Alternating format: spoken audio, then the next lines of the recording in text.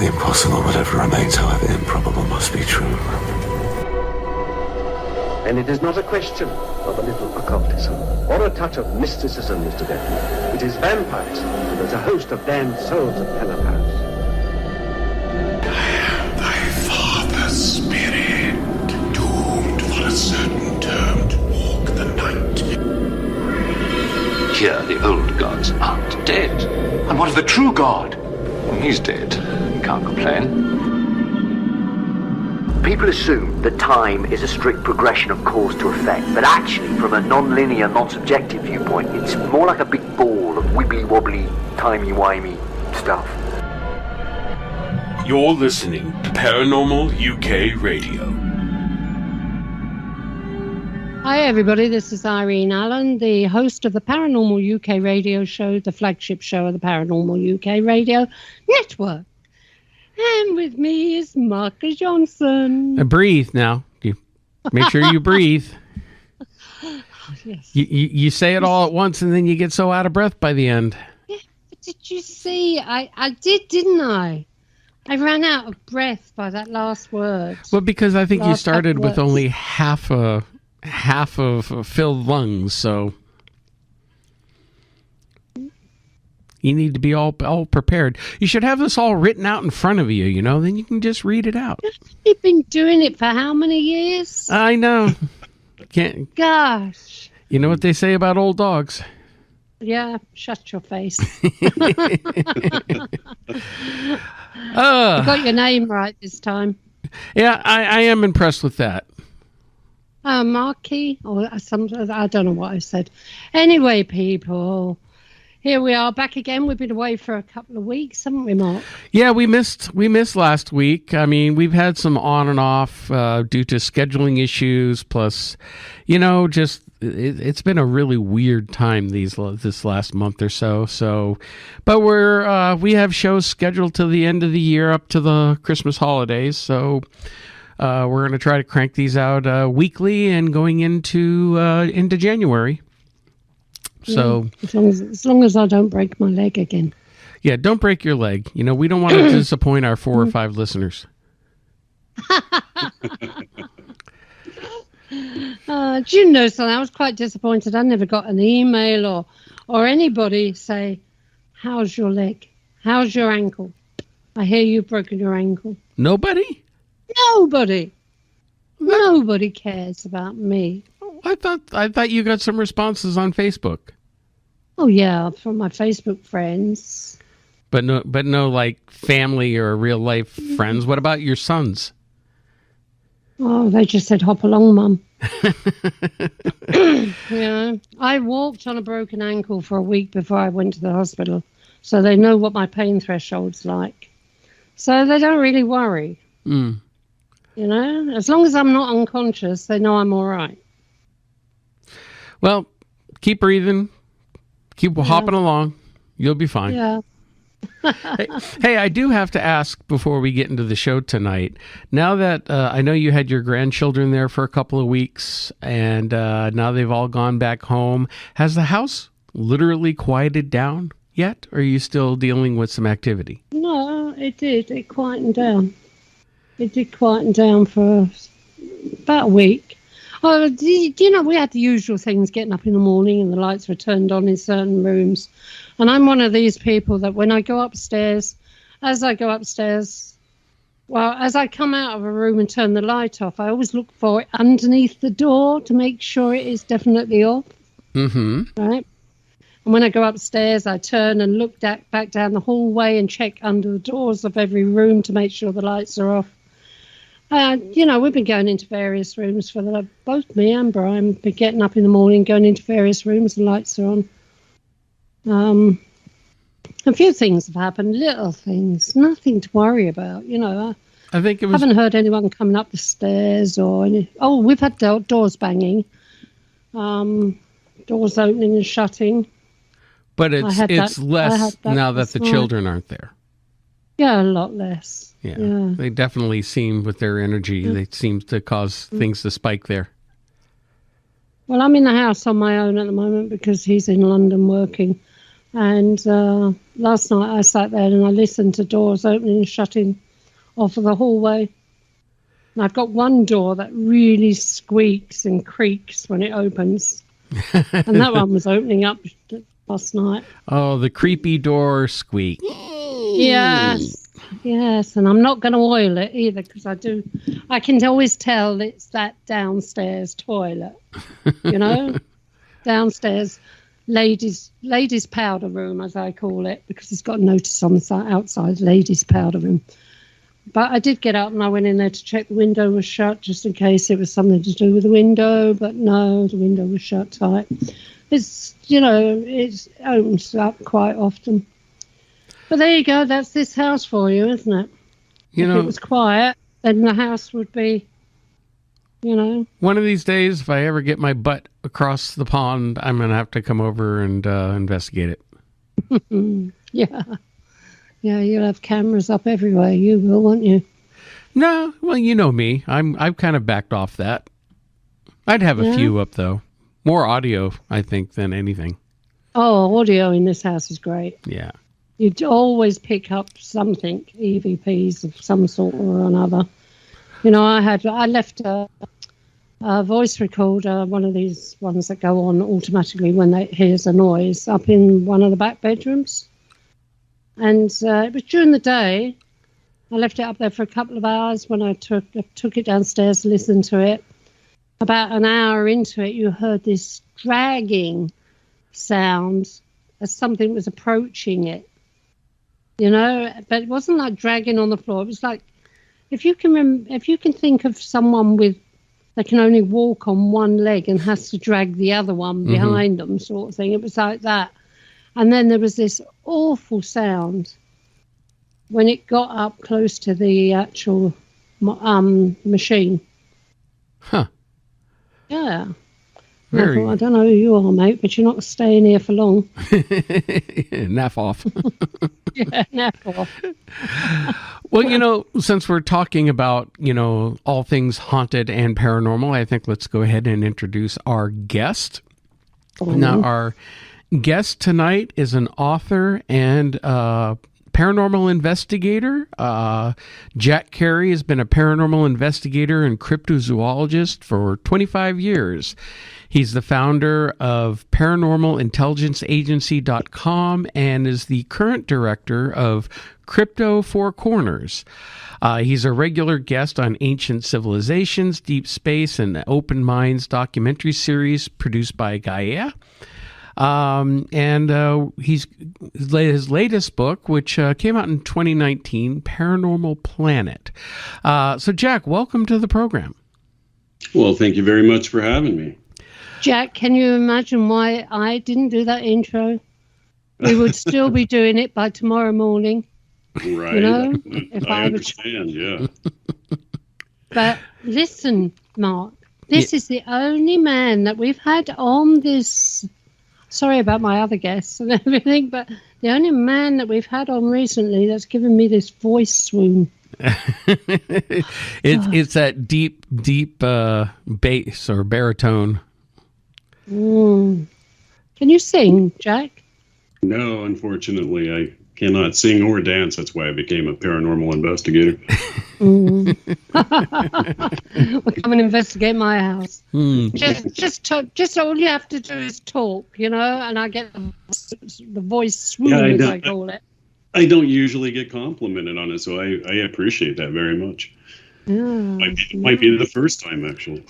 Oh, is it? Okay. There's a first time for everything, Jack. I know. So Jack, let's talk a little bit about your background. Now, you've been investigating for over 25 years, so I'll have to ask the obvious question. What got you into investigating, you know, not only paranormal, but cryptozoology? Well, that's actually a really good and that question it's all encompassing for me. So first of all, I was raised in an old antebellum mansion in southeastern Oklahoma. And this place was as haunted as it could be. So there were spirits that on a number of occasions would take my mother's dishes out of all of the cabinets and smash them into tiny little pieces all over the kitchen floor. And although this was a large house, you never hear a single sound. And it happened on 3 separate occasions. And she had to eventually put locks on all the cabinets. Constantly saw shadow people. Had what I would consider to be an alien UFO type of encounter in that area. And as a child growing up, most of the Bigfoot activity, Sasquatch activity occurring in the country was actually occurring very near my home. And even today, LaFleur County boasts more Bigfoot Sasquatch sightings than any of the 4 states altogether that surround it. So it's one of those areas where the southern mountains in Oklahoma go right into the Ozark Mountains, and it's just vast wilderness that goes on for thousands and thousands and thousands of acres. Well, there's a lot of dense area like that around the country where things can hide.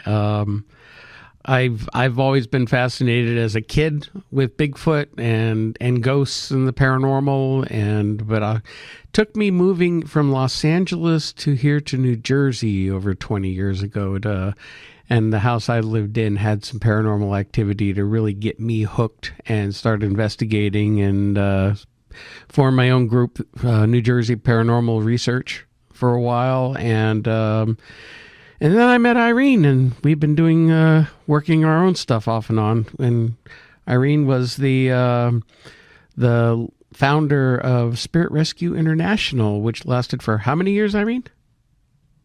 Oh, I don't know, Mark. You ask silly questions now. I've got no idea. Yeah, I forgot. With your age, I know long time. The mind is the first thing to go. So He keeps on about my age. He's not far behind me, I can tell you. But no, I can, honestly, it went on for years, and we worked all around the world. We had people from all different countries, doctors, nurses, as consultants, and one thing or another. So it was pretty good.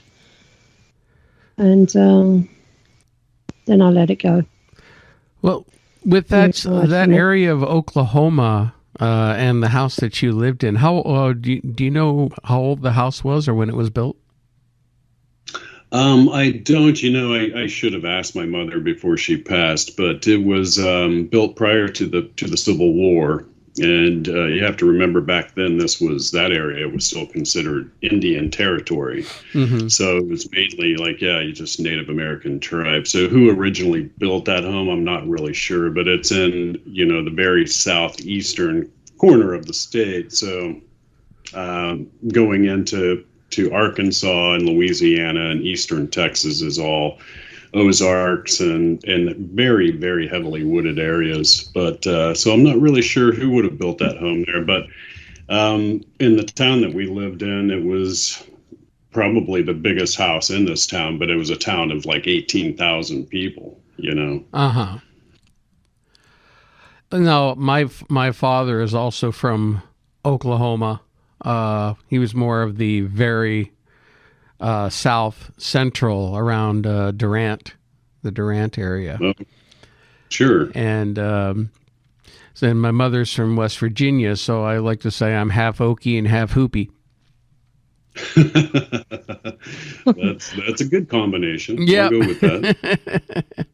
Now, Hoopy hopes. now you've got a couple of different books out between your Paranormal Planet and Bigfoot Unleashed.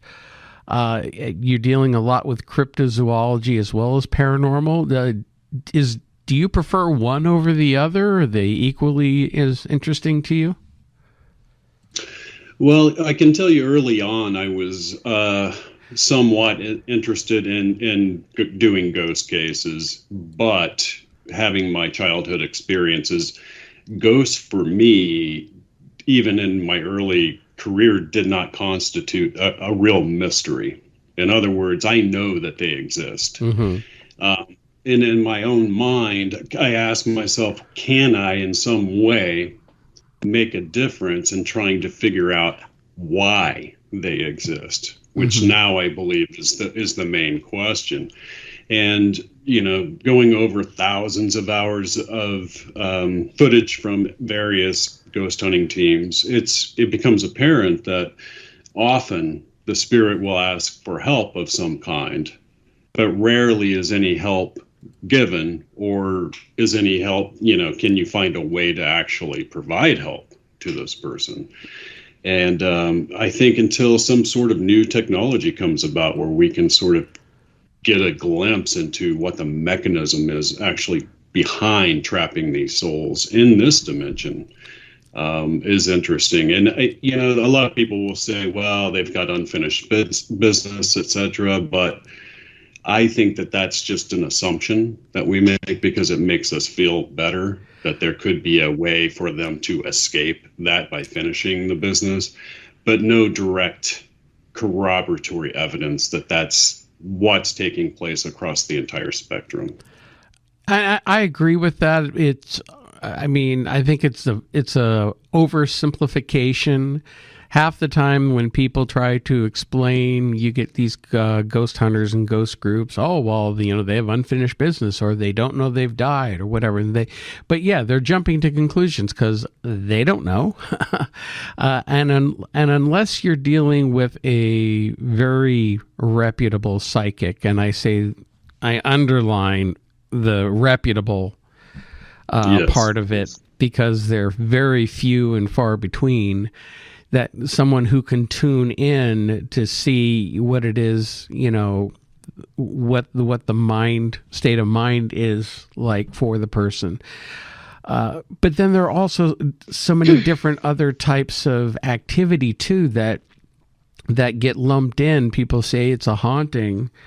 And Irene and I have talked about this on many occasions, that we may be dealing with other types of phenomenon. People are mistaking it for a haunting, such as anything from a time slip, interdimensional types of activity. I've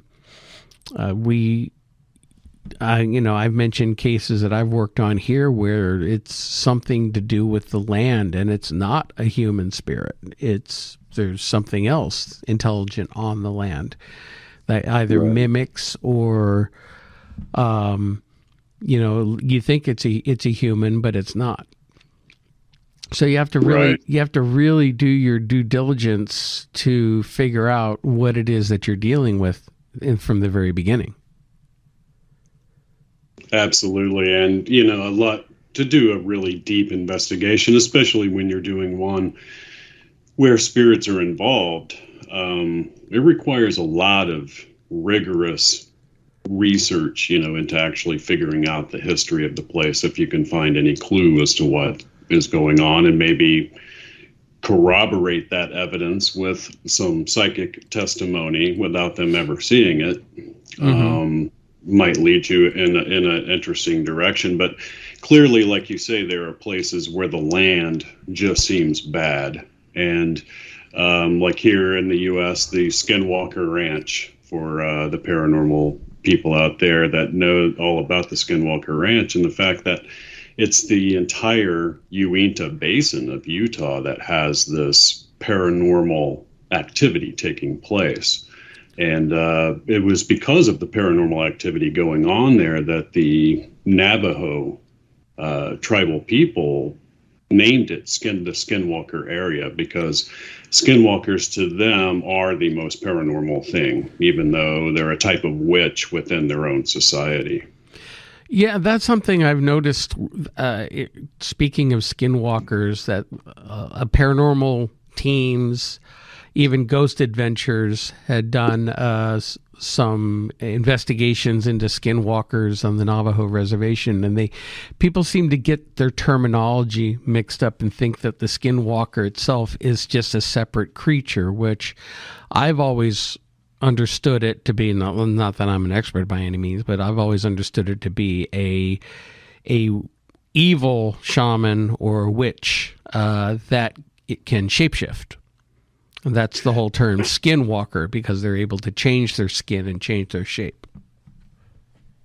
Well, absolutely. And I can say that you're lucky in that me and J.C. Johnson did an immense amount of work among the Navajo people and all through northern New Mexico into southern Colorado on their reservation lands because of the amount of activity, other types of paranormal activity as well, that happens there. And JC had actually married into the tribe at some point, so he had a close relationship with the the people that run the different tribal councils.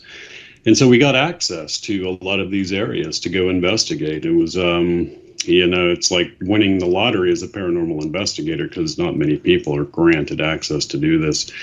But I can tell you that you're completely right. There is a big mix-up in understanding as to what a skinwalker really is.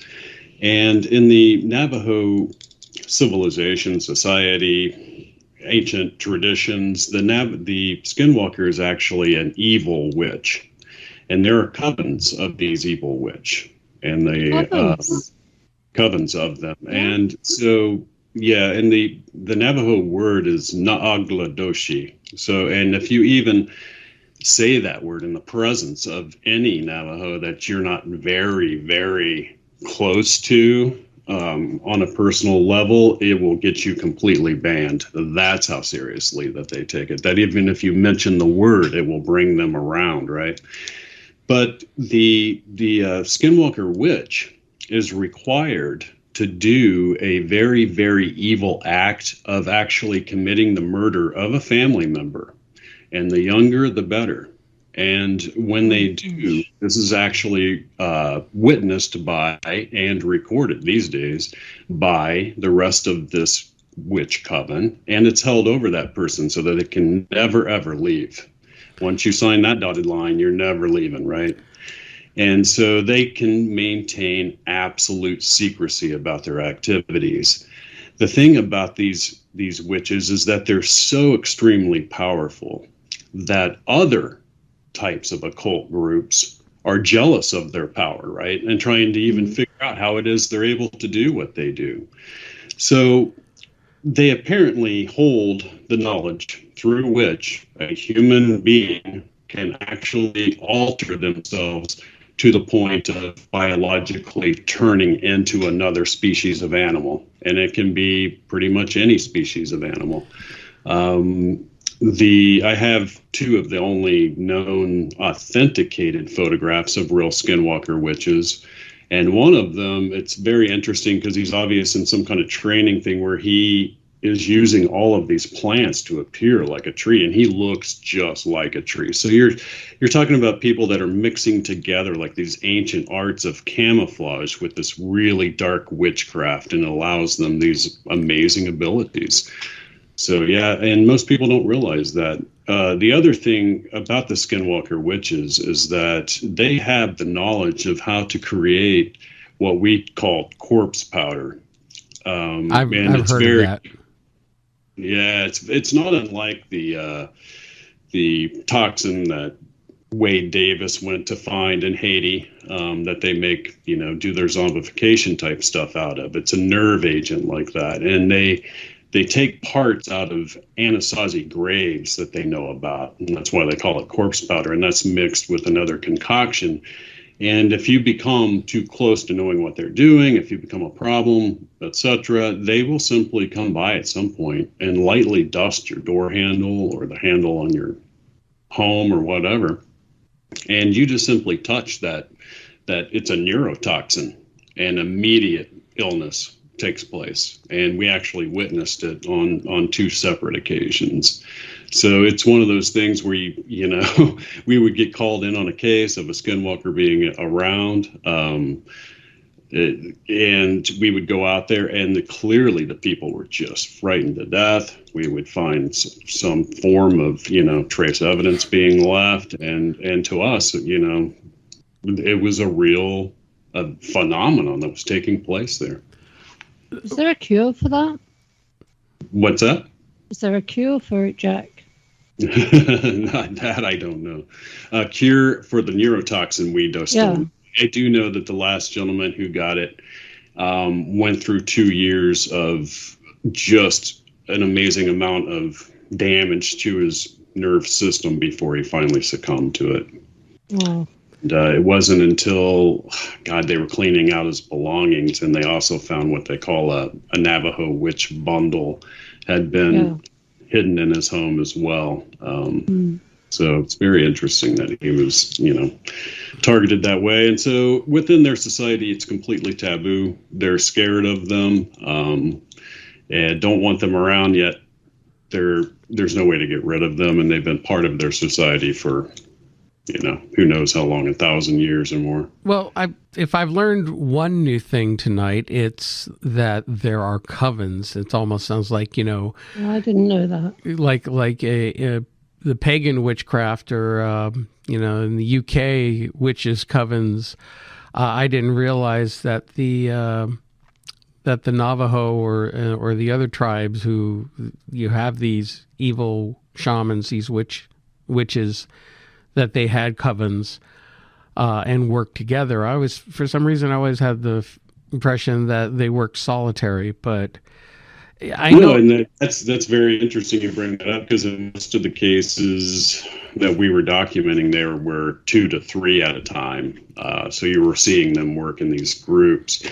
And it's interesting that most people don't know that they have these, evil witch covens that have lasted for a really long time. And wherever they got the knowledge that they possess, it's a very real, potent knowledge of what they're I don't know if it's some sort of concoction they're making combined with psychic techniques or whatever to make these people literally transform into something.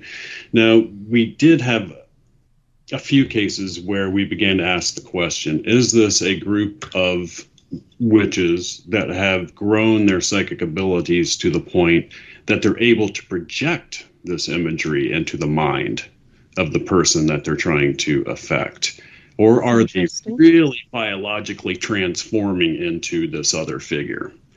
And that's something I still don't quite know yet.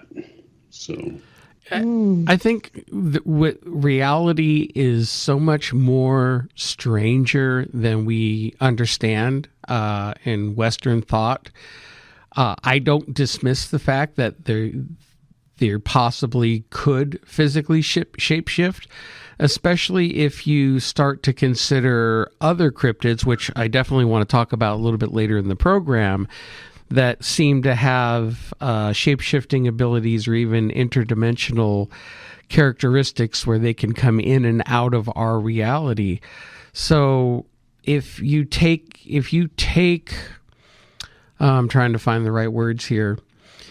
If you start looking at things from a quantum mechanic level, from a really higher energy, spiritual level, there are things that would seem impossible to us normally that could be within reach if you have the right knowledge, tools, and psychic abilities.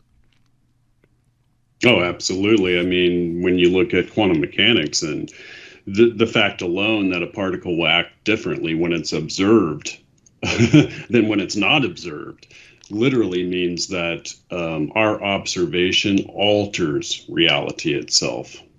Observation alters the outcome of anything that the observation's being placed on. And that mechanism alone, anywhere in our reality, just makes a huge number of things possible.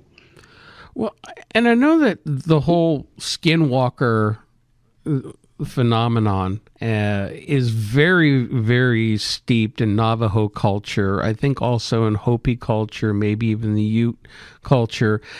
Around that whole section of the country, but you don't hear so much of it being involved with other Native American tribes in other areas, say like further up north with the Sioux or the Crow or the other types, or even going up into Canada or even the West Coast. I mean the East Coast Indian tribes.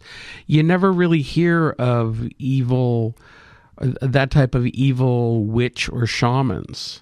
Have you heard much of that, or is it because it seems very localized within that one southwestern section of the country? Yeah, very much so. That it would, any of those Pueblo Indian tribes got the knowledge of the skinwalkers from the Navajo. That's ground zero for where that whole belief system came from.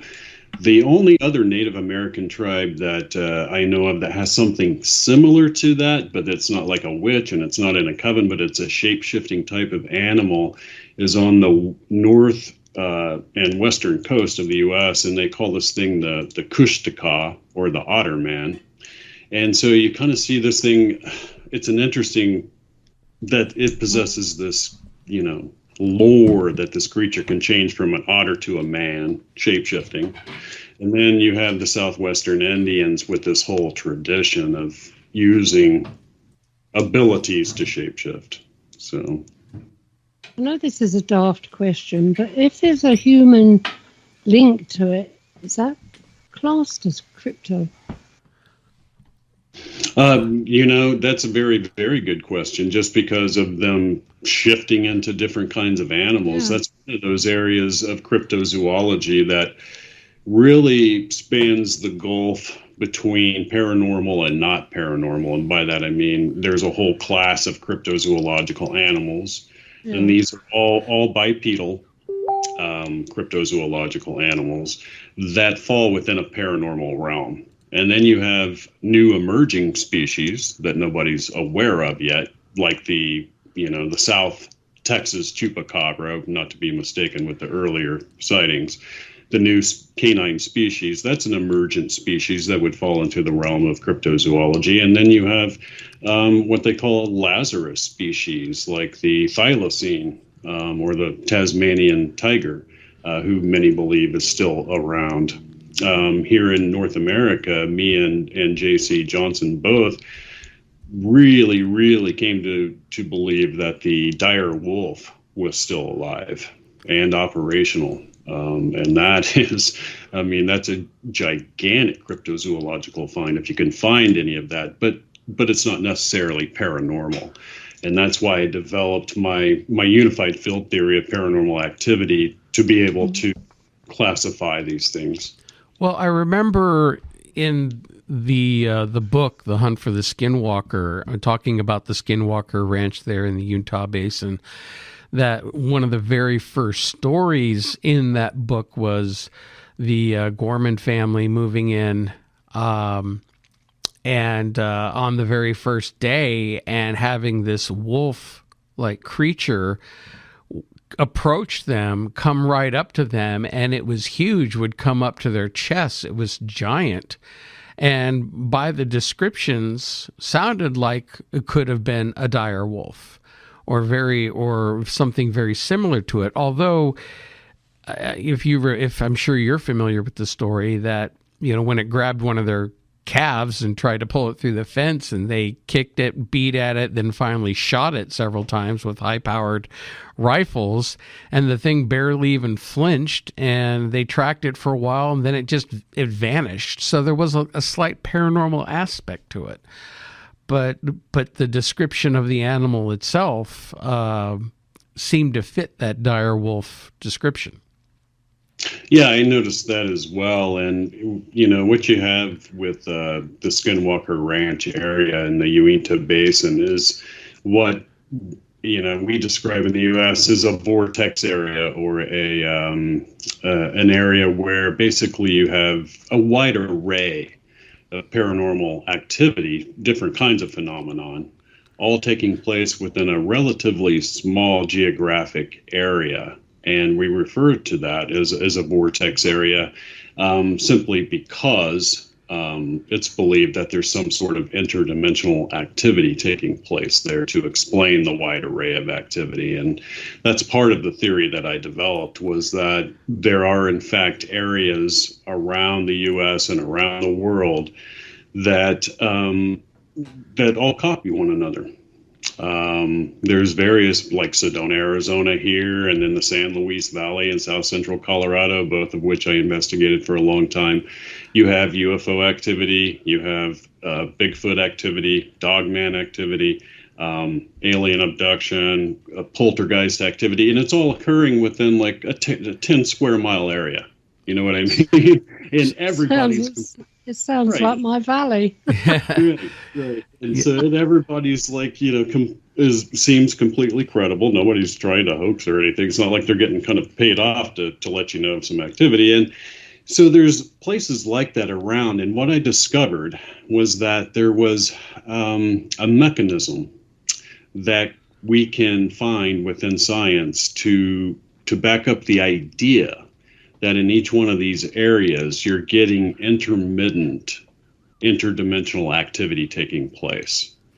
And to make a long scientific story short, my unified field theory of paranormal activity stipulates that 1/2 of all paranormal activity is interdimensional in nature. And it occurs on the planet here where you have high quartz crystal deposits in the underlying strata of the earth. Mm-hmm. And as this is crazy because I'm a big science buff, and I came across this science work of a scientist who built this thing called a Mach effect thruster. I kind of have to presage the whole thing with this. And he came up or found out that when a body of matter travels through space, there's these minute fluctuations that occur. And he found a way to harness the energy coming off those fluctuations and create basically a 0-point propulsion system. And he calls it the Mach effect thruster. It's also known as the Woodward effect for anybody out there that wants, to look into the details of it. But it occurred to me, what you have with the Earth is a body of matter. It's traveling through space. It has to also exhibit minute fluctuations. And we know that when you compress quartz crystals together, they become ionized. And when they become ionized, they produce hugely strong electromagnetic fields. Our best physicists around the world are telling us that not only are there other dimensions, but the only thing separating those other dimensions from us, they literally call it an electromagnetic membrane. And so my theory is that these vortex areas, and you can look at the, quartz crystal deposit maps, you can see that each one of these areas has vast amounts of it. When the quartz crystal becomes ionized, it creates these fields like in Sedona that are 500 times stronger than the surrounding countryside. So strong that it's literally able to rip or tear that membrane separating our dimension from another for a unspecified amount of time. It's intermittent. And that activity we describe as paranormal. The membrane, heals itself after a little bit, and the activity ends until the whole mechanism trips again. And that's why I called my book Paranormal Planet. It could very well be that we live on the only planet anywhere that has a natural mechanism by which doorways to other dimensions just pop open. And there are locations listed all over the world in different countries that have these hot spots, as Irene mentioned, where she's currently living in her valley, is one of those hot spots. She has everything from ghosts to UFOs to even what we call the Trey Moore, the Welsh Bigfoot. So, So the Southwest, though, really seems to be a big hot spot. Now, I wanted to ask your opinion on, we talk about the Skinwalker Ranch and the Uinta Basin, which a lot of people have heard of. That's one of the more famous locations. Have you watched the History Channel show, The Secrets of the Skinwalker Ranch? And if so, what are your thoughts on it? Well, that's where that team's going out there, isn't it? Mm-hmm. I saw a couple of those episodes. Yeah, but, it's very interesting to me because if you read Hunt for the Skinwalker, at the end of it, the NIDS, or National Institute for Discovery Science, that Robert Bigelow got together, that team of scientists, to go to the ranch and study this, they determined that they were interacting with a non-human intelligence. It says it right there. And so you now have Robert Bigelow passing this ranch on to yet another Las Vegas real estate mogul, right?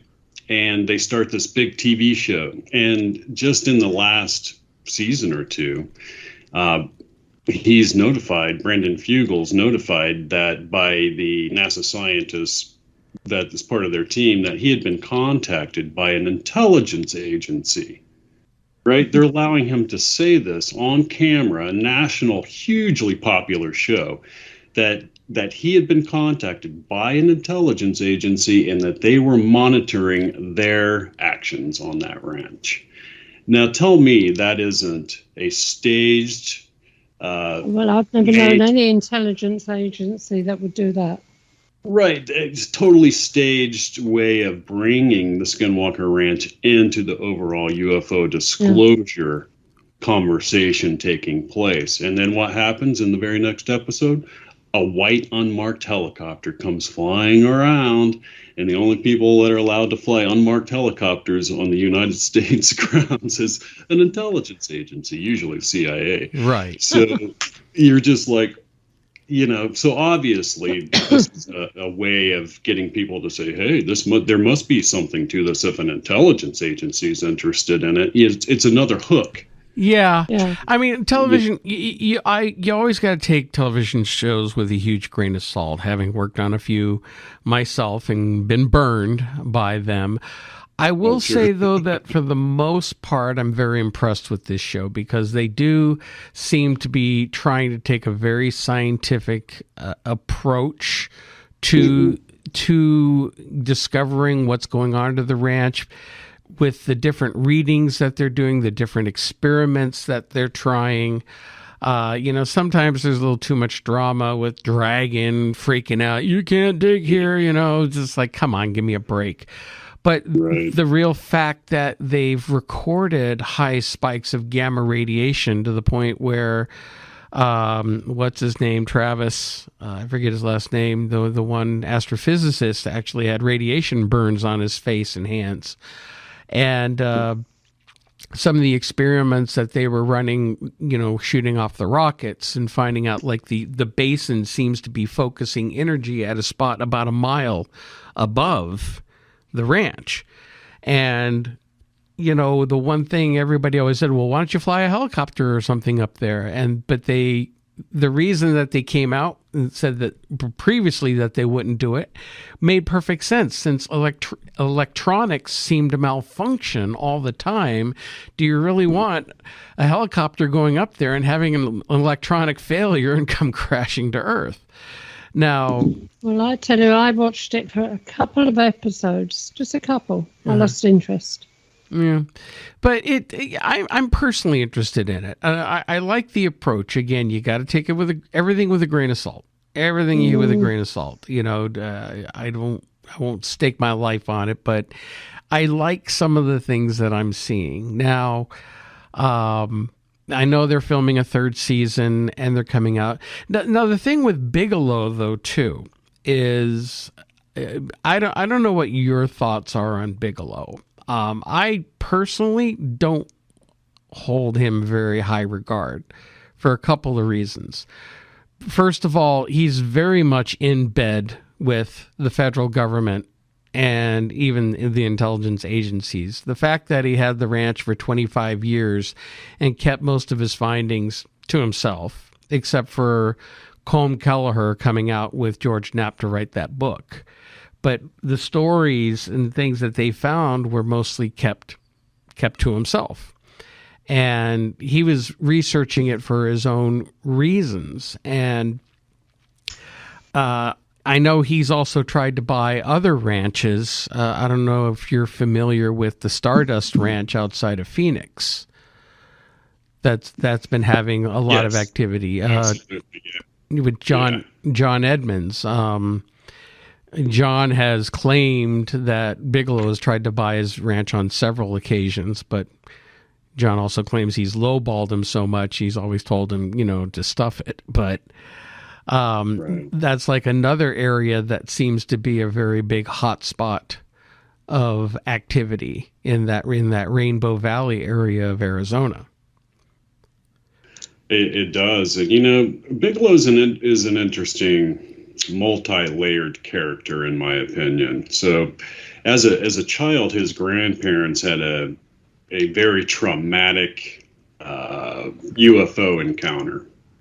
And they relayed the weight of that upon him through his childhood. And he always told himself, if I ever get the money, I'm going to start a group that investigates this phenomenon. We're going to get to the bottom of it. And it was around that same time, when he bought the Skinwalker Ranch from the Shermans and assembled this team and everything, that he also started Bigelow Aerospace. And we know now that Bigelow Aerospace was the inheritors of many black budget contracts, so some of which appear to have to do with UFO technology. And so I think he very much has this dual side to him of maybe thinking, well, if I'm okay with doing black budget work for the government as long as we get to the truth of what's happening. You know what I mean? And what's interesting about all that is that if you can Google the Lara Logan 60 Minutes report with Bob Bigelow, and she asked him outright, face just straight to his face on camera. So do you believe the aliens are here on Earth? And he says, yes, they're right below people's noses. And she goes, don't you think people will think you're crazy? And he says, I don't give a damn. And that's an exact quote from that interview. You know what I mean? So he's told the public this is all real, but it's just like UFO disclosure that's happening right now with the Pentagon and all the F-18 videos being released and the videos from the Omaha and the Nimitz, etc., is that the public still aren't talking about it in their daily conversations. And right now it should be the only thing that they should be talking about. But to see the media itself, even though the media, which in the past always would do, if they did a UFO report, would do it tongue-in-cheek with what my friend Bruce used to call the snicker factor, or play X-Files music, and they always did something to cheapen it and laugh behind, or give each other knowing looks like, oh yeah, this is all crap. Now, lately, it's coming out more with NBC News. Tucker Carlson's done a couple of segments on it.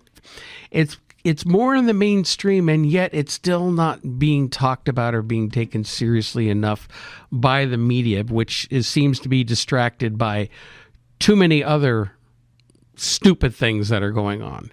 And you would think this would be the number one story of the century, and it's being just, sure, the Pentagon has released a few videos and that are credible. It's everyone, the media's looked at it and said, yes, these are credible. Okay, now let's talk about COVID. Let's talk about politics. Let's talk about other things to scare the crap out of you. And then they forget about it. And the public really doesn't get the story. I know for years, people like Richard Dolan and Steve Bassett and Peter Robbins and all of these researchers are always pushing for disclosure. Well, we're never going to get the kind of disclosure that they want. I think what we're getting right now is as much disclosure as we're ever going to get. They're going to release a few things, seems a little bit credible, and then they distract us with something else that's shiny, it's out there. And so the public never really grasps onto it, except for the hardcore UFO enthusiasts. So I don't know. That's just my personal opinion on it. Can I say a couple of things? Absolutely. I'm not getting a word in here tonight with you two are really going at it. I've forgotten what I was going to say now. Oh, yes. But Mr. Bigelow, this is a message. He can buy my house to help. Okay? Because it's all happening around here. And if he wants to investigate, he just has to buy the house off me for a couple of £1 million. Anyway, Jack, do you believe that aliens do walk amongst us? I do, and I've even produced a video to that end on my YouTube channel, which is Paranormal Intelligence Agency. You should be able to find it easily. And there's a video on there called "They Walk Among Us: The Alien Hybrid Threat," and I have followed for longer than I've actually been investigating the work of many abduction investigators, everybody from Bud Hopkins to Dr. Johnny Mack, who was head of the Harvard School of Psychology and wrote a Pulitzer Prize winning book called Abduction. Very familiar with Dr. Mack, yes. Yeah, and Dr. David M. Jacobs. These are guys who, in my opinion, have a body of evidence that, especially Jacobs, in my opinion, the last amount of work, but a large body of evidence, in my opinion, that there was or is a genetic program going on, that the goal of that genetic program was to create hybrid aliens that look like us, and share some of this alien DNA. Apparently, in my research, it took 8 generations till they were successful. And if you do your research, the last couple of years, the alien abduction phenomenon has just radically decreased almost to nothing. And they told us for decades, the abductees came back telling us that that was going to happen, that this was a limited time program, that they were going to achieve some goal. And now it appears that they have. And Dr. Jacobs believed that the end goal was to implant these hybrids into our society. The one question that is never answered by the aliens, no matter how many times it was asked, and it was asked numerous times if you go through all of the testimony of these abductees, was why. They never answer the question why. And you would think, if one of these abductees was making up their encounter, don't you think one of them would come back and say, oh, yeah, they told me why. It was such and such and such and such, No, not one of them. Every one of them that asked the question of why were told that they would not be told the answer. So, isn't that crazy?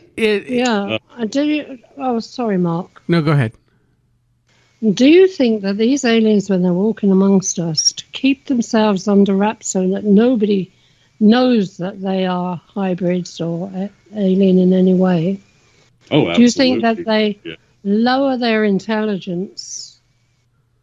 No, I think according to the abductee testimony and all of the work that Dr. Jacobs did, these new hybrids, they look just like us, but they're neurologically superior to us in that they can. But they can lower their intelligence to fit in with the normal everyday person. But when they want, or when it's necessary, their intelligence goes sky high. Well, would they need to lower their intelligence or just pretend like, again, if you're acting human, you just pretend you're acting human. You don't have to lower your intelligence. You just keep it hidden. No, if you're highly intelligent, if you're highly intelligent, more so than a genius that we have in a normal society, okay, then if they lower the intelligence to go onto the level of man, then they're going to be undetected more than what they would be if they were using this high intelligence that they've really got. Capito. We'll see. I got you fooled. To talk down to humans, sure. Yeah, the other aliens, the Greys could do that as well. The thing I think is interesting is that they make it clear that these new hybrids can control other humans. Control their thoughts, their emotions, and therefore their actions, but only within a given distance. Isn't that interesting? And so they're implanting them who knows what it is geographically, or who knows what the end game plan is in this control mechanism that they're able to exert. But in the entire abduction phenomenon, you have this power being exhibited. The Greys seem to exhibit it, have the ability to seize an abductee's mind. They lean right over the abductee's eyes and glance, stare right into them. And it is believed that they're able to actually seize the optic nerve and overlay imagery, that is the false memory taking place over the abduction. It was stated a number of times to abductees that by the aliens that they did not expect the problem with human emotion, that human emotion was an unforeseen problem for them in this program, and that it was allowing the abductees to actually remember what occurred to them. It's because of our emotions that these bleed through memories were taking place. And they, and they didn't want that, but they felt like this program had to happen for whatever their motive is. There are a lot of, and again, we won't focus all on UFOs and aliens tonight, because there's so much good stuff to talk about. But, I've read Dr. Mack's, both of his books. I've read Dr. Jacobs' books. I've had long conversations with Richard Dolan and Peter Robbins and all of these investigators. But I've also had the opportunity to interview and talk with a lot of the actual experiencers. And it seems sometimes that, yes, when you're dealing with the abductees and genetic materials taken, there is a hybrid program going on, but there seems to be something more than that. It's more than just creating a hybrid race. They seem to be involved with us on much higher levels at times that we don't fully comprehend. We've had the opportunity to talk with Whitley Strieber on several occasions, and I've read his books from the very beginning, and then I've seen how things have evolved over the years. And when we've last talked to him these last few times, the whole phenomenon itself has taken on a new dimension where he's not being abducted, but he's having these interactions, and other abductees or experiencers, we should say, are having these other interactions that seem to be taking place on a higher dimensional level, even a spiritual level. Yeah, that's interesting. I've not read anything about that, other than I knew he was kind of having those experiences, but I've not seen if that's carrying over widely into the rest of the abductees that, have suffered through the years or not. I just don't know. Now I'm looking at your YouTube page, and I could see the video I'm going to look at later, the Walking Among Us, the Alien Hybrid Threat. And the still image that is the thumbnail for this is, I recognize it as being from Stan Romanek, and supposedly from one of his conferences where this girl who was sitting in the audience, who has very strange features, especially her eyes. Now, I'm curious what your thoughts are, because I know there's a lot of controversy about Stan after everything that happened the last few years. What's your thoughts on? Do you feel that he was hoaxing, or do you feel that, it was legitimate? What are your thoughts? Well, my sources, which I cannot name, I investigated this for a very long time. I'm told by some sources that I trust, that I find highly credible, that the photograph was probably the only thing that he had that was real. How he came by that photograph is something of speculation, really, but these people believe that that photograph had actually been taken by somebody else at a location completely different than anything he was claiming. He somehow got his hands on it and then claimed it was from his experience. That's what I was told. I don't know, when it comes right down to it, can you say that's the absolute truth? Who knows? But in the end, the girl in that photograph is an exact 100% perfect likeness of what countless abductees have described. So, if nothing else, it gives us a very accurate visual of what a hybrid looks like. Now they don't even look like that. Apparently they look completely human, and she is slightly off. Yes, definitely with the eyes. You could see how they're slanted. Even though her eyes look closed, you could see the lid itself was very slanted backwards. Right.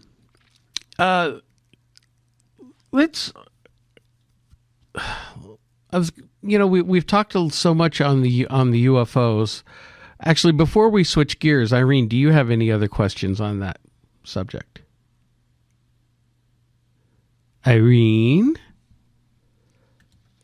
Oh, she must have popped off. No, I'm here. I was muting because I had a grape in my mouth. I figured you were eating grapes.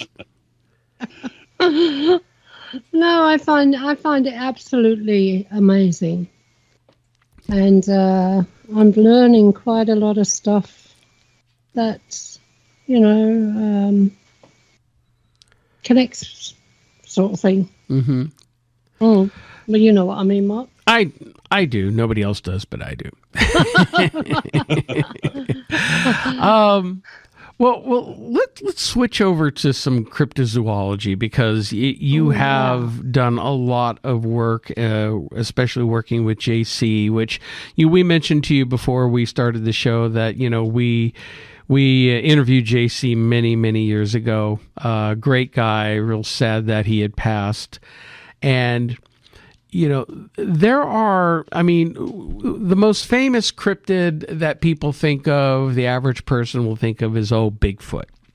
And you have researchers out there like an older friend of mine, Tim Stover, he runs Ohio Bigfoot Hunters. He had a Bigfoot encounter over 25 years ago, and while he was hunting, he's been looking for it ever since. Now, he's convinced it's just an undiscovered great hominid, just a regular natural animal, or possibly even a missing link type of creature. Other people believe that there are interdimensional qualities, or there are stories that they are involved with, even with the UFO phenomenon. Just talking about Bigfoot alone, because there's a couple of others that I want to get into that are even wilder. What are your thoughts on that? Do you feel that it's an undiscovered primate species, or do you feel that it's something different? Yes, I pick other, and I'll tell you why. So in Paranormal Planet and in my unified field theory, it stipulates that any and all bipedal cryptozoological animals are in fact chimera constructions from the ET presence. The very first descriptions of Bigfoot actually go back to the Epic of Gilgamesh, which is in Sumerian tablets, with a creature called Enkidu. Yep. And Enkidu is described in those tablets as being 2/3 deity and 1/3 human. Now, when we collected DNA, me and JC and Robert Kreider and Dr. Christopher Dyer from the University of New Mexico actually went with us on one of these DNA collections. Some of that went into the Sasquatch Genome Project, which is published online and was this big controversy when it came out.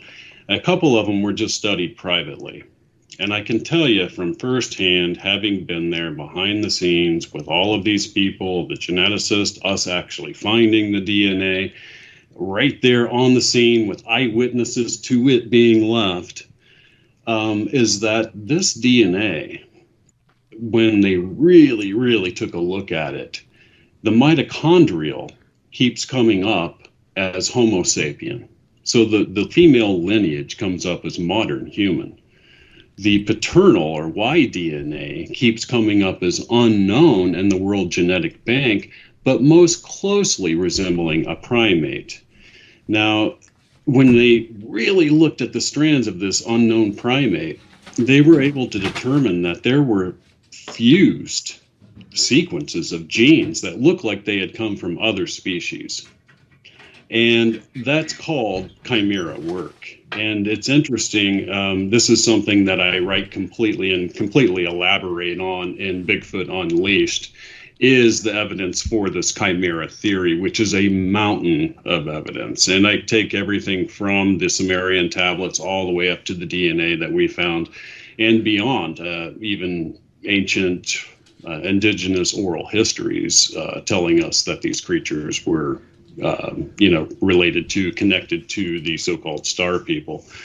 And so that's what my entire book explores. And here's the thing, is that this year, there was a team of scientists from all around the world, China, US, I believe UK, and parts of Europe, that were able to successfully fuse human and chimpanzee DNA together into chimera constructions, into actual living, living cells and everything. And they allowed them to actually live for 17 days. So if you do a search engine right now and look up monkey human chimera work, you'll come up with all of the different scientific papers. They actually killed the experiment because of moral reasons. But I bring it up because you're seeing on a very rudimentary scale that humans can even perfectly fuse DNA between two different species. And I think what you're seeing with the Bigfoot species is what many others think. This is a human hybrid, yes, but it's also a construction. And the only way it can be a chimera construction is if it was done by something much, much more advanced than what we are. And obviously, because of the history of these creatures, there's no way that we, somehow did it. And that leaves you very little possibilities. And when you're already, examining the fact that there is an alien presence on this planet and it goes back that far, and you have the Anunnaki and the Sumerian tablets doing all of this genetic work, it says, and then Enkidu appears and he's described as being 2/3 divine and 1/3 human. It's not hard to put two and two together and say, well, it looks like the Anunnaki, we weren't their only genetic experiment.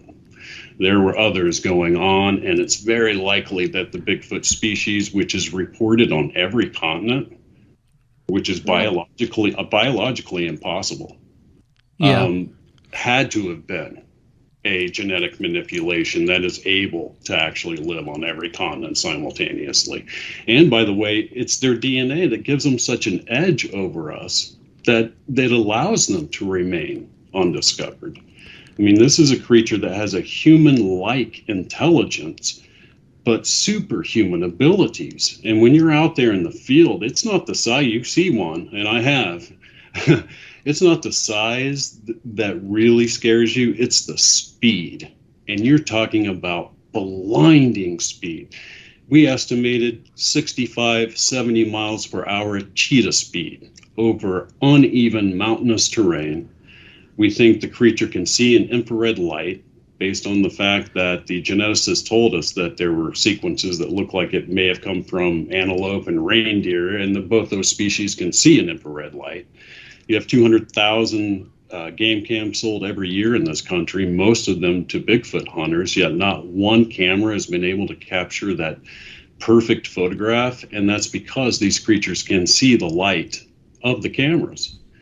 You're talking about a creature that can smell you from 2 miles away, can hear you from 2 miles away, can see you from 2 miles away.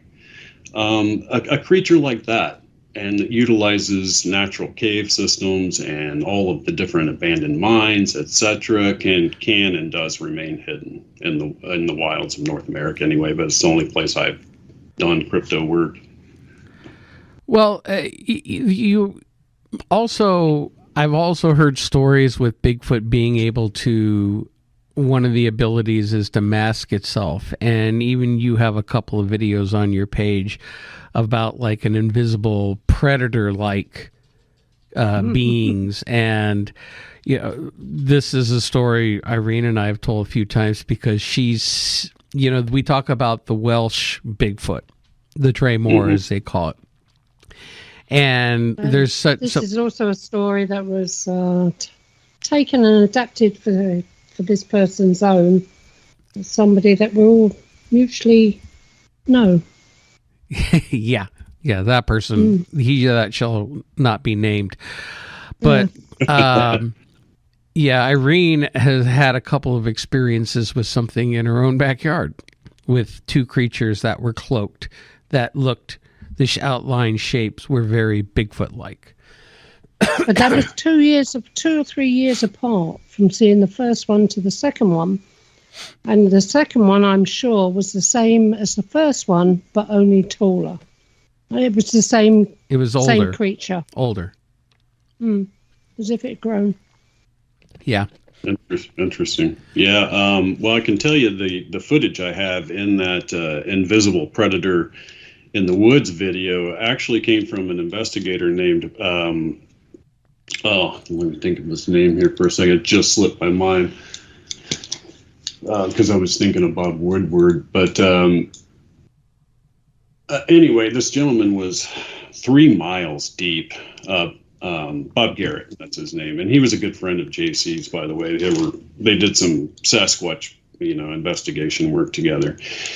And he was out in his investigation area. He was 3 miles deep in when he all of a sudden began to notice what you're describing, that sort of shimmering. You can see the outline of a creature. Yeah.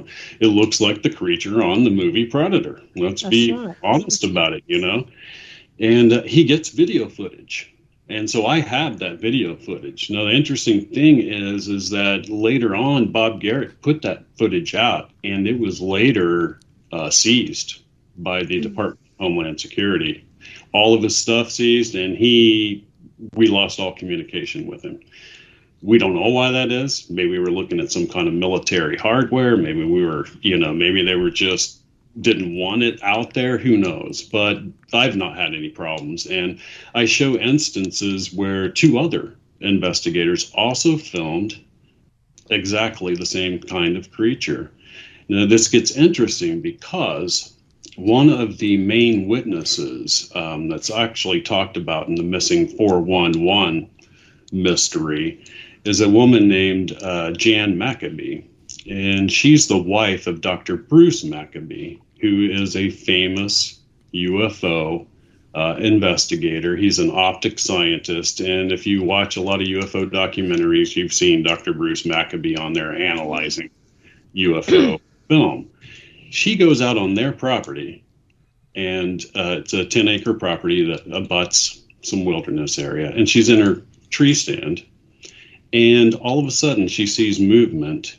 And it's one of these creatures. She can see it moving through the trees, the shimmering, the whole thing, until it stands still. And she's able to take her phone out and try to get a photograph of what she's seeing. And when I found that out, it immediately hit me that what are the odds? What's the probability that the wife of a very prominent and well-known ufologist experiences one of these creatures on their property and it not have some ET relationship? I think that's a very low probability in my estimation. And so because of that, I'm going with that these creatures are probably have a major ET connection. And it may not necessarily be, Bigfoot or Sasquatch either. I can tell you that we did a very deep hair morphology study, and other groups have too out there. And they did find that the Bigfoot hair is lacking what they call a medulla, which is that spongy center, that humans have. And that center shaft, it's filled with this highly reflective oil, is the only way to describe it. And when one of these creatures steps into the foliage, that reflective oil literally absorbs the light rays of the foliage around it and refracts it out. It's kind of like nature's perfect camouflage, and there are some others, like a polar bear has something similar to that, makes them take advantage of their surroundings. But a lot of people think, I'm under the impression that it's this ability that makes people think that they're cloaking and perhaps going into another dimension, even though half of my theory is that half of paranormal activity is interdimensional. I don't believe that this creature falls under that category. I think it falls under the category of interaction with an ET species. Well, can I tell you my story? See if Absolutely. this connects anywhere. Right. This particular night, I let the dogs out in the garden. This is the first time I saw it, Mark. I let the dogs out in the garden. The dogs come running back in, ran off into the kitchen, and I was just about to close the door to the garden, and it's quite a large garden, when I saw this thing approaching me. It was about 10 foot away at the time. I got the first glimpse of it, and it was I'm 5'6", well, 5'5.5", 3/4 actually, 5'5 3/4, and it came up to about just above my chest, and it kept coming closer and closer, and I knew it was something that I'd never seen before, and of course, obviously, defense mechanism kicked in. I stuck my palm of my hand up to and said in certain words something that meant "don't go there," if you understand what I mean. But it didn't turn around. It went backwards. It went backwards and then just vanished. A few years later, I was letting the dogs out in the garden again, and the dogs were right at the bottom of the garden, and I saw another one come close to me. It was very, very close, and it was a lot taller than I was. But somehow I wasn't scared of it this time. It didn't frighten me. It's as if I kind of knew it, if you understand what I mean. And it was there for some time. Then the dogs came up from the garden. They got to the end of the patio, which is about 40 foot away. And they just stopped dead in their tracks, started growling and wouldn't come any closer. All their heckles went up. And these were two big German shepherds. And their heckles went up and they wouldn't come any closer. And this thing was still in front of me. And then it just kind of disappeared. The dogs come running across the patio, straight in the door, straight into the house. I came in the house, but I had this feeling that I'd been downloaded with some sort of information that I cannot remember. That's amazing. It really is. And I've always said that. Yeah, it might be a very big clue in the overall phenomenon as to what's going on there. I know it connected with me. I know some sort of conversation in my mind went on with this thing, but as soon as I stepped back over the threshold into the house, that memory was gone. All I know is that it kind of spoke to me. That's where I always put it down. I always put it down to the information will come back when it's needed. Or you can always try hypnosis. Well, I could do. Yeah. But yeah, we remember what happened the last time we tried hypnosis with you. Shut up. Jack won't get it, but let's just say that it wasn't pretty. It was an experience. Let's put it that way. Another, Bigfoot itself again is the most famous one, but the other one that's really grown in popularity and in mainstream culture more these days, and I'm going to be honest with you, it's the one I really struggle with, is the whole dog man phenomenon. I hadn't heard about it except the last few years, and I don't know why I struggle with it. I believe, and I've dealt with all different types of entities and beings and creatures and whatnot, but that's the only one I'm having trouble wrapping my head around. And I wonder what your thoughts are on it. Yeah, so I mean investigating dogman cases is partly what led me to the idea in my theory that all bipedal crypto animals have to be an ET genetic construction. And here's one that perfectly fits the bill. And what's interesting is if you take, let's say you are just reading the details about Bigfoot next to the details about Dogman, other than the descriptions of the animals, you have a long-running indigenous oral history of the creatures. You have a very long, back into the past, and ever-increasing number of highly credible eyewitnesses. And you have physical trace evidence being left at the scene. Now, that's interesting because you have two crypto animals that have exactly the same parallels, and neither one of them should exist in this biosphere.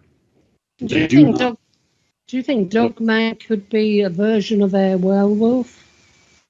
No, I think werewolves fall under the idea of shape-shifting. There apparently is some sort of, genetic ability that ran through certain European lineages where these people were exhibiting these properties, but I don't think that the werewolf is related to Dogman. In fact, one of the primary investigator for, say, modern day Bigfoot or Dogman sightings is a woman named Linda Godfrey, and she's done an immense amount of research about the Beast of Bray Road. Well, she was contacted by a man that she claims she was able to actually verify his credentials.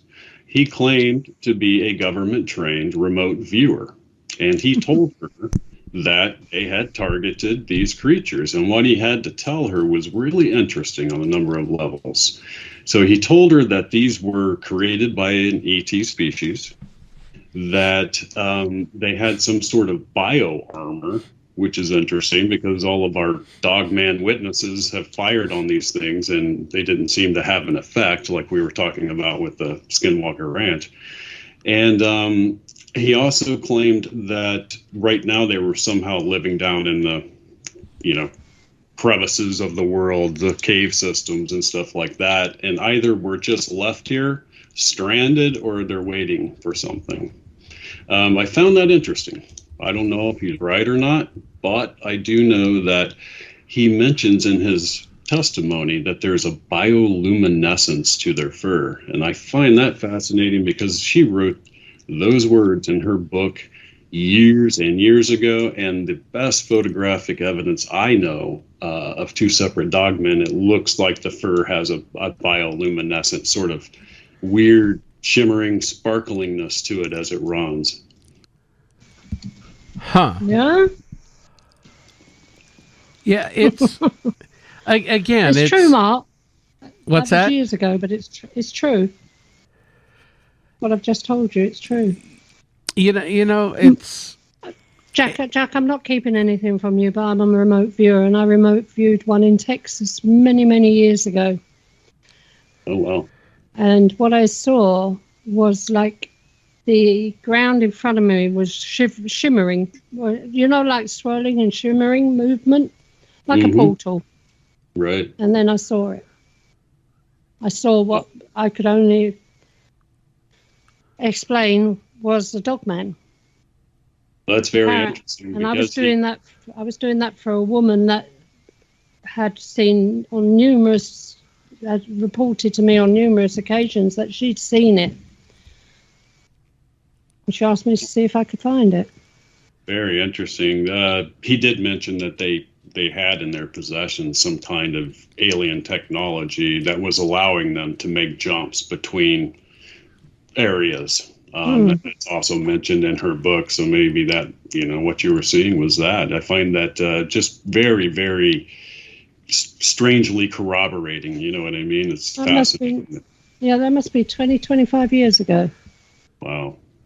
And I'll tell you another thing I've seen, and I want to ask you this as well. I know I'm changing the subject from Dogman, but do you think Owlman and Mothman could be one and the same? Because I've seen something from my landing window when I looked out over the valley one night about 3 o'clock in the morning. It's possible because the body descriptions are so similar. And I've done a lot of investigating into the Mothman, the original Mothman incident in Point Pleasant. And what you first begin to really hone in on when you look at everything in detail is that Jonathan Keel firmly believed that the Mothman sightings were connected to the UFO activity that was taking place at Point Pleasant. And when you read the Mothman Prophecies, the book, he makes that very clear. The UFO activity was most prominent among all of this other phenomenon that was going on. And here yet again, I'm looking at a bipedal crypto animal related to or in the same area as a strong ET presence. And so this also fed into my theory that all of these bipedal creatures have to somehow be a genetic construction of the ETs. And each one, who knows, each one is fulfilling some sort of, mechanism for these ETs here on the earth that we're not aware of. But I can tell you that one of the oldest surviving photographs of a man in black was taken by Mary Heyer, who was the woman in charge of the newspaper in Point Pleasant, West Virginia, during that entire area, or that whole, time era that was taking place. And she was harassed by men in black. And one of the witnesses who saw the Mothman was harassed by a man in black. So you're seeing this ET connection to Mothman. You're seeing an ET connection to Dogman. You're seeing an ET connection to Bigfoot. And, we have to ask ourselves, and I ask myself this all the time because it's my favorite quote, and it's what I've based my entire investigative career on. When you eliminate the impossible, whatever remains, however improbable, has to be the truth.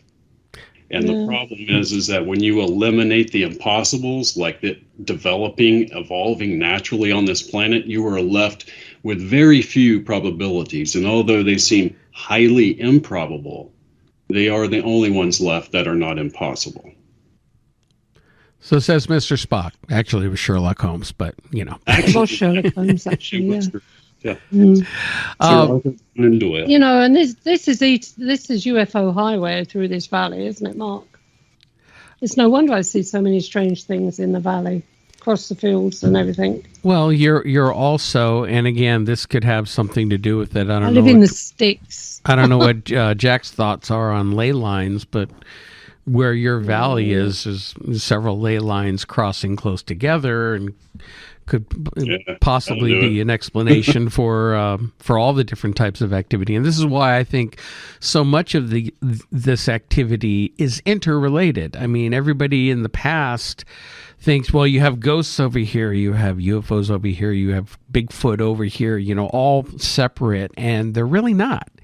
There's an interconnection there, whether directly or indirectly, with all of this type of high strangeness phenomenon.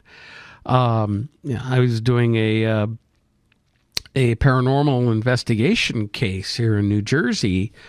That this is one of the ones I was talking about earlier, where we realized it wasn't a traditional ghost; it was some type of elemental or natural or spiritual entity on the land. And one morning, my client called me up, almost in a panic, and she says, "Mark, I got to tell you something. I saw something last night, but I'm afraid you're going to think I'm crazy." And I'm not going to think you're crazy. Tell me what. It took me like 5 minutes to convince her to tell me, because she was so afraid that she was going to be thought crazy for what she saw. And she finally spit it out that she woke up about 3 a.m. and she looked across the bedroom, and by the dresser there was like a white misty shape. It formed into a figure, and she said she must have made a noise or something, because it whipped around and looked at her. And in her words, she goes, "Mark, I swear to God, it was an effing alien." And it was the classic gray alien, big eyes, whatnot. But yet the case we were dealing with had absolutely nothing to do with aliens, or UFOs or anything. And it always stuck with me. It always stuck with me that with what she was dealing with in that area. Maybe it was that section, and I'm learning, and this is something I'm researching here in my own state. There are several hot spots within a few miles of where I live that are hot spots of high strangeness activity. And I'm wondering if her area is like some of these areas that we talk about, like the Uinta Basin or these other, or where Irene's Valley, where different types of activity all kind of come together under one umbrella because of the location. Yeah, absolutely. I mean, that fits perfectly with what I have found in my research as well. And like you were saying, this interconnectivity between phenomena, that's, really what led me down the road of developing this whole theory that, I suspected, like you, after many, many years, that paranormal phenomenon as a whole had to be coming from a singular source. It just didn't make any sense that we had that many different sources of all this stuff that doesn't fit within our reality construct. It just didn't to me. And what I discovered was that there wasn't just one source, there were two. And that's what my whole theory is about. Half of all paranormal activity is interaction with what I call a Type 3 society. That's an extremely advanced alien civilization that's been able to basically colonize an entire galaxy. And the other 50% of all paranormal activity comes from interdimensional activity, which I think includes even ghost activity. I think death is you're transformed into another dimension, and what you're seeing there is their ability to kind of transcend dimensions for whatever reason. Well, Jack, I'll tell you, when Irene was back doing investigations, there was a case that she worked on where she took a photograph in a house, in a bathroom. And I'm telling you right now, it is the strangest photo I have ever seen, and one of the best, what I consider to be proof of some type of interdimensional activity. Irene, do you mind me talking about this? She's eating grapes again. Muted when I'm eating them. The one we call the time traveler. Yes. No. Yeah. You can tell. You can. She and another investigator were doing this house. Which was a female. Yes. Two females. And they were going through the house. They open the door to the bathroom and they take a picture, and in front of them is a mirror. So in the mirror, you could see the flash of the camera and them. But then the reason we've done that to the mirror, because sometimes you can take a photograph of yourself in the mirror and see something, or pick up some little something else, like an orb or something like that. That's what we were expecting to see, some sort, maybe dust or something flying around. But we didn't expect what we did get. Yeah. And what they got, and I'm actually sharing it with you right now so that you can take a look at it, is there is another person there, a man that's walking right between them. And this is a tiny, tiny bathroom, okay? And yet you'll see in the photo, and I sent you the original photo and then a close-up of what looks like a man wearing a black helmet and a chin strap, black top, and you see his hand, and he's holding something in his hand, and almost, I can't tell if it's the smudge on the mirror or if there's a little emblem on the helmet, but he's definitely wearing a chin strap, and he's walking sideways. Some people tried to tell me that was a camera he was holding, but the way he's holding it, it's not a camera. It's some kind of device. And he wasn't there. There was no other men there. It was just her and this other female investigator. And yet here's this man wearing what looks like a military type of uniform. He's perfectly solid, absolutely perfectly solid, but he's in a spot where he couldn't physically fit through, walking through the picture. You can see my friend, who was smaller than me, you can just see the top of her head at the back of us. Yeah. Wow, like a time slip photograph, kind of. Oh, that. I know. I had one. It's something. I had one this afternoon. Sorry. You had a time slip this afternoon? I told you, the bomb that went off yesterday in Liverpool. I saw that last week. Yeah. Yep. Well, strange things happen to you all the time anyway, so. Yeah, I know.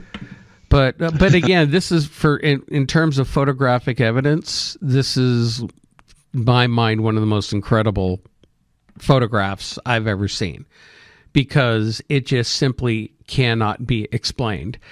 And the photograph, and it wasn't a, what is it when one photograph goes over another? It wasn't like a double exposure. No.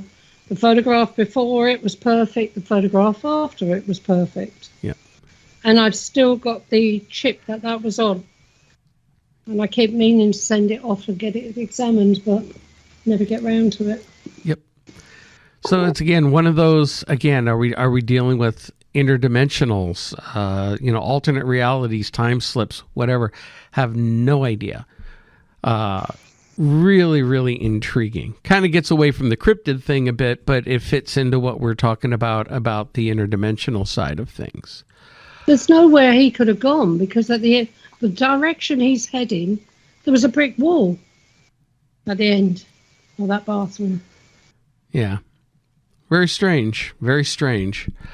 There's another cryptid, and I'm bringing this up because of J.C. Johnson. When we had him on our show, and this was well over 10 years ago. Longer than that. Longer than that. I can't remember the exact date. I'd have to go back and look. But he mentioned investigating a type of cryptid out in the Four Corners area in the desert. And I really wanted to get your take on this, because along with Dogman, this is one of the ones that I struggle with. But he claimed to have had eyewitness testimony and evidence of seeing what we would call centaurs out there in the desert. Does that ring a bell to you, Jack? Yes, sir. Sorry, I was muted. That's okay. Yeah. You're in a grape. There you go. I was trying to find a grape, but yeah, I know exactly what you're talking about. So for a 1 year, a very strange year, Crypto Four Corners as an organization got more centaur sightings than any other kind of cryptid. And you have to ask yourself, when you're talking a third or fourth witness and none of them know each other and they all seem adamant that that's what they saw, you're just like, what the hell are these people seeing, And it's one of those things, it's one of those phenomena. Like, is that it's got to be interdimensional. Well, what else could it be? Or something that's assuming, I don't know why you'd want to assume a centaur shape, but it's one of those things you just can't explain. Well, if you get down to it, a lot of mythology, a lot of mythological creatures, or even myths in general, myths and stories, all have a kernel of truth in them somewhere. And throughout human history, all ancient history and legends and lore talk about animal-human hybrids of some type. You have, centaurs, of course, but you also have Pan, what was he considered? A satyr, goat, half man, half goat. You have all of the Egyptian gods. You have half of the Indian gods, all having, even the Anunnaki and or down in Mexico, and the Mexican Quetzalcoatl, for half the time described as a man, half the time described as a feathered serpent. So there's all this mixture of animal and human physiology. Now, a lot of it could also be that's the only way that they could describe it at the time, because they didn't have any other frame of reference. As the ancient alien people talk about, maybe they're seeing somebody in a spacesuit or whatnot. But then again, here we are with witnesses actually seeing these types of creatures.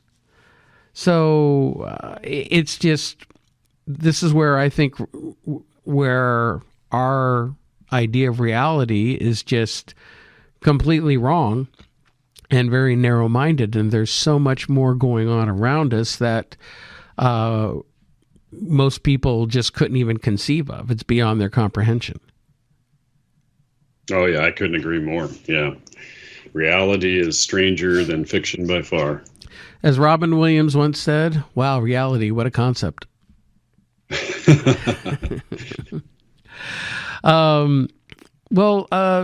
So we only got a few minutes left in the show here. What are you currently working on that you could talk about? Sure. Well, currently I'm in the middle of producing a new investigative video for my YouTube channel, and it explores fully all of the evidence that argues that the JFK assassination occurred because of his request for all of the UFO files and information from the CIA just 10 days prior. And there's a lot of information about that, and I'll be presenting that in my video. So I'm doing a video showing that basically the UFO alien presence cover-up is what ended up in resulting in that assassination. And beyond that, I do my live show every Thursday night, 8 p.m. Central U.S. time is Paranormal Planet. We explore a different paranormal topic every single week. This last week was the Simpson mystery of them being able to predict the future. That was fun. And if you need to reach me, you can find me at on my website, which is paraintelagency.com. And there's a contact form right at the bottom of the front page there. Oh, fantastic. And where can people find your books? You have Paranormal Planet, Bigfoot Unleashed, and American Sorcerer. Is that one yours? Right. Yep, sure is. That was actually written in 2009, and I'm getting ready to publish a 385-page manuscript on the mystery of Rennes le Chateau that I lost over 10 years ago and recently found in a box. I couldn't believe it. So it was. You broke up there a little bit. It's based on what? Manuscript on what? On the mystery of Rennes le Chateau. So all of the stuff that Dan Brown fictionalized, basically, it deals with an aspect of that I believe talks about the lost tomb of one of the two Anunnaki princes. The lost tomb of Enki is where I believe it leads, and that's what my whole book is about. So that'd be great.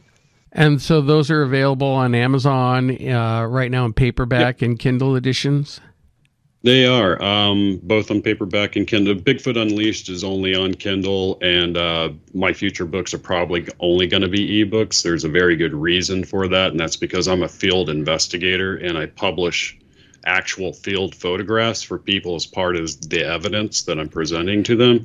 And you can't get a real feel for that evidence on black and white photographs in a paper book back, paperback book. So with these ebooks, you get full color photographs that you can blow up and take a look at and all of that. And I think that's going to be the way to go in the future. So, but yeah, you can, if you just Google any of those books, they'll pop up for you and you should be able to find them. Excellent. Well, Jack, thank you very much for coming on the program tonight. This was a lot of fun, and something tells me we could do a whole nother show on this, and of course your new book coming up, because there's so many different cases to talk about. So we'll have to have you back again sometime in the near future. Absolutely. I would love that for sure.